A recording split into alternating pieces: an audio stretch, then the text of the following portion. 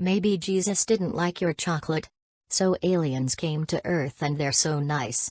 There's a huge televised event with all the world leaders in attendance. The Pope asks, "Do you know of Jesus Christ?" The aliens say, "Do we ever?" Awesome guy. Swings by the planet every couple of years to say hi. The Pope exclaims, "Every couple of years? What? We're still waiting for his second coming." The alien replies, "Maybe he didn't like your chocolate." The Pope is flabbergasted. What does chocolate have to do with anything? The alien says, "Well, when he came the first time, we gave him a huge box of chocolates." Why? What did you guys give him? Nailed it. To a T. Wait. Is this where to a T actually comes from? To a T equals to the smallest detail. The T stands for tittle, the name of the dot above a lowercase I. The dot being the smallest detail. Tittle. I'm a simple man. I see tittle, I giggle and estle. Just a little tittle estle. A little giggle tittle estle. The Pope replies, "I'm pretty sure it wasn't the chocolate, but we must have done something to make him cross." Hang on a second. They crucified people upside down, they crucified people right side up. I wonder if they stapled two to a cross. But I'm to 69th upvote. Yes. Alien, where does that figure of speech come from exactly?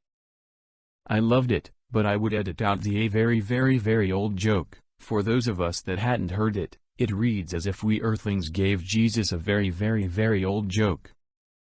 We Earthlings gave Jesus a very old joke.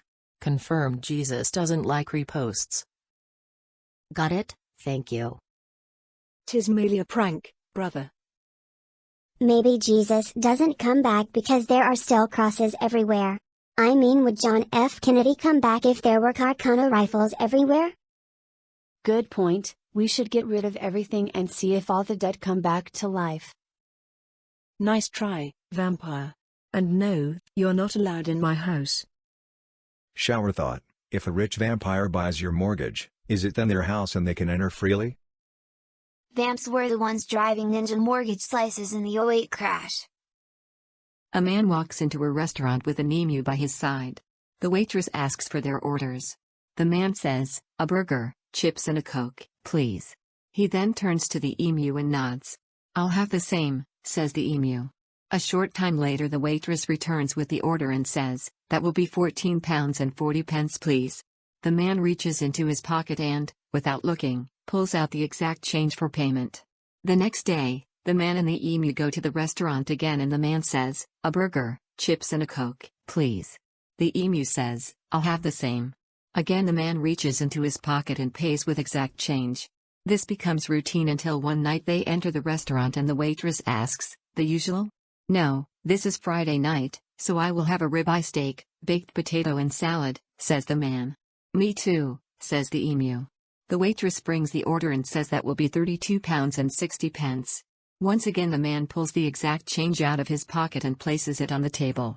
The waitress can't hold back her curiosity any longer and says, "Excuse me, sir. How do you manage to always come up with the exact change out of your pocket every time?" "Well," says the man, "several years ago I was cleaning my house and found an old lamp. When I rubbed it a genie appeared and offered me two wishes. My first wish was that if I ever had to pay for anything, I would just put my hand in my pocket and the right amount of money would always be there." "That's brilliant," says the waitress. "Most people would wish for £1,000,000 or something, but you'll always be as rich as you want for as long as you live." "That's right. Whether it's a liter of milk or a Rolls Royce, the exact money is always there," says the man. The waitress asks, "But, sir, what's with the emu?" The man sighs and answers, "My second wish was for a tall bird with long legs who agrees with everything I say." Okay, that made me chuckle. I chuckled. Here at Chuckle Incorporated I thought I'd give a bit of backstory on my life. It all started one fateful day when I read a funny joke on the r/jokes subreddit and it suddenly turned my name to Prince Chuckle. 4. Dad. The correct intonation is daddy like daddy, is it you? I didn't got it. Bird is slang for woman, so the guy wished for a tall woman with long legs who agreed with everything he said but instead got a emu that always wanted the same meal he did. Thanks. It's British. Not if you're a waitress working for tips. No chuckling about a 0% tip, in countries where tipping is expected. Considering the joke is in pound, I think the waitress is okay without tips. Smile. Wait, you mean to tell me they pay service workers a decent wage in the UK? How do you people survive in that Stalinist dystopia? A guy walks into a bar with an emu and a cat. He sits down at the bar, looks at the emu and says, "Emu, want a drink?" Emu replies, "Yeah, I'll have a drink." He turns to the cat and says, "Cat, want a drink?" Cat says, "Yeah, I'll have a drink, but I'm not effing paying." The man orders 3 beers, the bartender says that'll be $9.90. The man reaches into his pocket and pulls out exactly $9.90 and hands it to the bartender. After the beer, the man turns to the emu and says, "Emu, want a shot?" Emu replies, "Yeah, I'll have a shot." He looks to the cat and says, "Cat, want a shot?" Cat says, "Yeah, I'll have a shot, but I'm not effing paying." The man orders 3 shots from the bartender. That'll be $17.21. The man reaches into his pocket and pulls out exactly $17.21 and hands it to the bartender. The bartender says to the man, "How do you have exactly the right change when you order a drink?" The man replies, "I found a genie and he granted me 3 wishes. My first wish was that whenever I have to pay for something, I can just reach into my pocket and magically have exactly as much as I need to pay."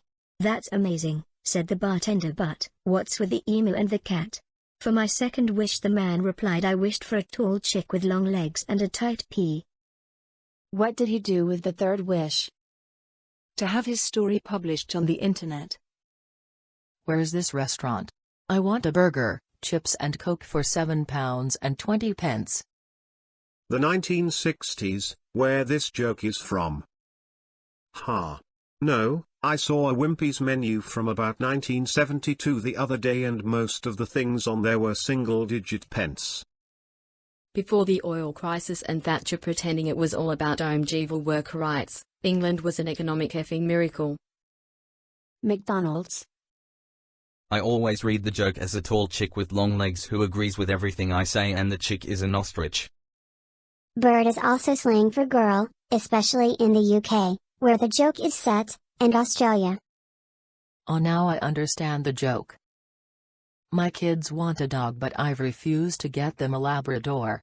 It's frightening how many Labrador owners you see that have gone blind. What do you call a dog with no legs? It doesn't matter what you call it, he ain't coming. What do you call a deer with no eyes? No idea. What do you call a deer with no eyes and no legs? Still no idea. And what do you call a deer with no eyes, no legs and no genitals? Still, no effing idea. You fed up the joke by explaining it right away. I call mine cigarette, because I take him out for a drag.